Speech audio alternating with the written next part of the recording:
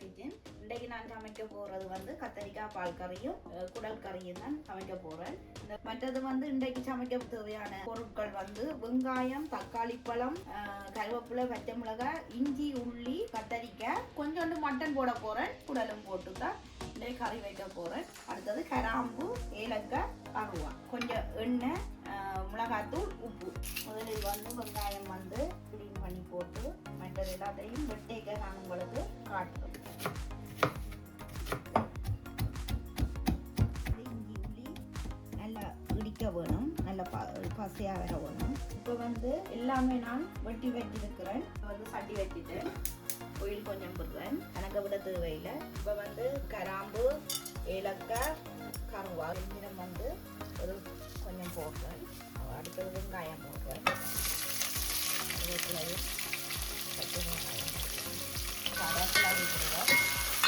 நான் கத்தரிக்காய் கழுவி வெட்டி வச்சிருக்கிறேன்.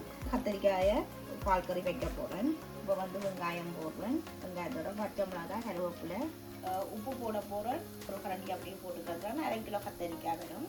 கொஞ்சம் தண்ணியும் போடுவேன். அடுப்பில் வைக்க போகிறேன். இப்போ வந்து நான் வந்து குடல் போட போகிறேன். குடலை போடுறேன். வெட்டி வச்சா ஆட்டிறச்சி போடுறேன். ஏன்னா இந்த வித்தியாசமான ஒரு டேஸ்ட்டாக இருக்கும். இஞ்சி உள்ளியை போடுறேன். நல்ல வடிவ அவியும் வந்ததுக்காக நான் முதல் போடையில் தக்காளி பழத்தையும் நான் போடுறேன். டீஸ்பூனால் 2 கரண்டி உப்பு போடுறேன். கத்தரிக்காய் கொஞ்சம் காஞ்சி வந்துட்டுது.